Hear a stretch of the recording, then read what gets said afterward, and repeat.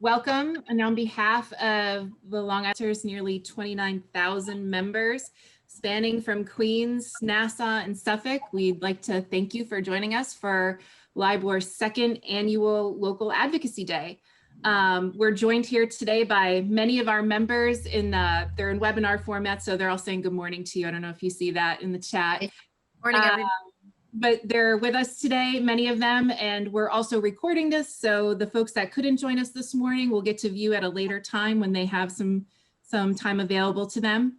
We're also joined by our Government Affairs, LIBOR's Government Affairs Committee Chair, Joe Garcia, our Vice Chair, Judy Cangemi, and of course, you know, our famous VP of Government Affairs, Patten. And so we're very excited to have you here today. And just we're curious to see what's going on in Nassau County. So I'll just open it up. Well, thank you very much, Marlo and Bo and Judy and everyone else at LIBOR for inviting me to be with you this morning. So things are going pretty well in our housing market. Who knew we would be having bidding wars and houses staying on the market for a hot minute before they're sold? It's good for the economy. It's great that people are really understanding how great Nassau County is, want to invest in real estate here, want to live here, send their kids to school. And the question that one gets, and I'm sure you're getting as well, is how sustainable is this? So we'll see. That remains to be seen. So much depends on what happens with the economy in New York City. As great as we are in that, we are a suburb, America's first suburb, and we really rely on the city's economic engine. That's sort of the heartbeat of the regional economy. So everyone's watching that very closely as well. But in the meantime, we're enjoying this moment. And when I think back for a year ago, I remember I was advocating for the state to allow in-person showing. New Jersey and Connecticut were able to do it, but we weren't able to do it here in New York and here in Long Island. And I was concerned we were going to miss out on those folks who were looking to leave the city and go to the suburbs. So I was very happy when that was finally allowed to happen. I pushed that pretty strongly. So another thing that LIBOR has a great partner with the county on is tackling housing discrimination. I remember we spoke right after that big report came out in Newsday. And I want to thank you, for welcoming Errol and Rodney from our team. Errol, who is our special counsel for housing discrimination, one of our deputy county attorneys, and Rodney McCrae, who is our human rights executive director, Human Rights Commission executive director. And they've been working with realtors, doing training, and I'm getting such great feedback on both sides about that. We also, we have some exciting things. I always have a focus on affordable housing. I believe we need more of that in Nassau County. Not, young people, older people might not necessarily want the big house and the property tax and all that goes on with that. So we're also working on getting, transit-oriented development done, housing for young people, creating those environments, those walkable communities that young people like, that then attracts more jobs. And it's a positive cycle of housing boosting the economy. So that's something that we're very focused on as well, understanding that Nassau County does not control zoning, but we have the IDA, which gives tax incentives for these kinds of developments. And the IDA has decided to give more generous incentives the more affordable housing components you have. That's often more on the rentals, but it's all part of the same ecosystem. And we've also been very actively engaged with the Nassau County Land Bank, Union Dale Land Trust, that take vacant properties that have just been vacant forever, and then turning them around, getting them rehabbed and getting families in there, which is just a wonderful thing, really, to help restore our middle class, which is always our here. So, just to give you a little bit more up to date where we are with the housing discrimination, we recently hired a special enforcement counsel to help us, to help our Human Rights Commission. And I just want to thank the realtors and LIBOR in particular for your help, your advocacy, and your cooperation, because I think we all know that when, all communities are doing well, it's good for our overall county, and I would venture to say our overall country. So that is my quick update, and I'm happy to take any questions that you might have. If that's the format, I don't want to, throw a red into your works. Sure. We'd love to throw it to some of our realtors. Joe, Judy, please take it away. So, what do you see, going forward over the next year, year and a half? What are going to be the biggest challenges for our small businesses, which are frankly some of our, you know, downtowns and our neighbors and our little leagues? Really, the driving force behind a lot of that is our small business and our small business owners. What are you seeing is going to be the biggest challenge for them? There's an immediate challenge right now that owners, and that is it's really hard to find employees right now. A lot of people are getting assistance, and they're making a calculation that it's more worth their while to get the government assistance than it is to go to work. And so I was just speaking with someone who has a small business in Belmore. It's an embroidery and silk screening t-shirt kind of business, and he needs skilled, he needs unskilled, and he's having a very hard time finding it. And I just have to give you an example of my daughter who works in a grocery store. She's been going to school, working in the grocery store. She's been working throughout the pandemic. Some of her friends have not. They've been getting the money from the government. And she said to me, Mom, they have more money and their income taxes were less. So, that's something that I'm sure will evolve soon, will change soon as we begin to recover, as we really recover from this pandemic. But small business, the other issue that businesses have is they've been closed down, been restricted, had a very hard time holding on and surviving. So we are proposing to our county legislature to use $25 million of our federal help money, the American Rescue Plan money, for grants for small businesses. And we're modeling it on our restaurant grant, but we're going to tweak the application so it can be for the bagel store, for the hardware store, for the dress shop, to help give our downtown businesses a leg up. Use it for whatever they need, for payroll, for rent, for whatever it may be, property taxes. And I think it's a big help. So the restaurant program benefited about 250 restaurants so far. Still have some money left in that we can open up to the other businesses. And we're asking the legislature in the coming weeks to approve that $25 million for small businesses. And really so many of our residents, and especially the ones coming now, correct me if you are more involved.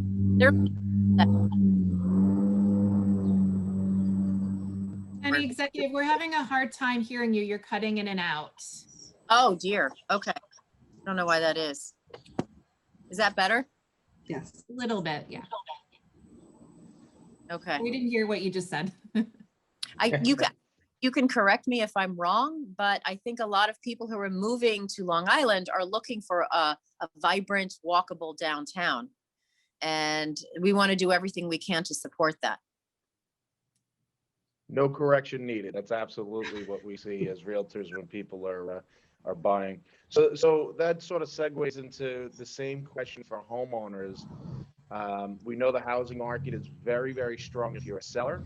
But what about our people who are planning on staying, whether they're buyers or residents who aren't leaving? What are the biggest challenges the county sees for them? Well, we want to make sure, I haven't raised property taxes since I got into office. I know that it's expensive to live here, and we're doing everything we can using fiscal discipline. We refinanced our debt at very low rates, so we did very well with that. So we're fiscally sound in Nassau County for the first time in many, many years, which is very good news. But we understand that it's expensive to live here, so I don't want to add the burden of people's property taxes. Thank you. We appreciate that. Yes, Judy, very much. I think...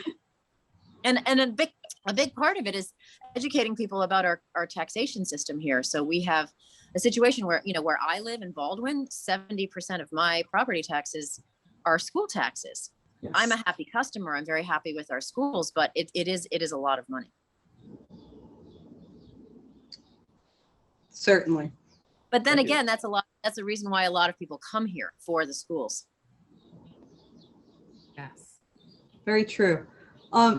Ms. Curran, I want to ask about the story that Newsday had this week about Nassau's intention to issue $375 payments to property owners coming from the federal stimulus money that New York received. How is the county going to be getting the word out to the homeowners, and as realtors, how can we assist in getting that good word out? So first we have to give it to the legislature, like with a small business grant. that direct help for taxpayers all has to be approved by the. So we're firming up the guidance, getting the data together to prove that we are abiding by the guidance, and we're going to get to that to the legislature as soon as it's ready. And then I will enlist your help in getting the word out. That's wonderful. And I do want to thank you for involving LIBOR, seeing us as a resource in communicating with homeowners and getting a lot of this important work done. It's very much appreciated. Absolutely. Do you Yeah, have? you guys are on the ground, so it makes sense. Yeah, absolutely, and we really appreciate that. It's a great partnership between government and us getting the word out to the people. Do you have any kind of ballpark timetable when this might get through the legislature and all the channels that it would need to be so we can get that cash in hand to the homeowners? So we need to get it approved by the legislature. We're awaiting some additional guidance from the federal government. When we get that, we will package it up and give it to the legislature for approval. Awesome.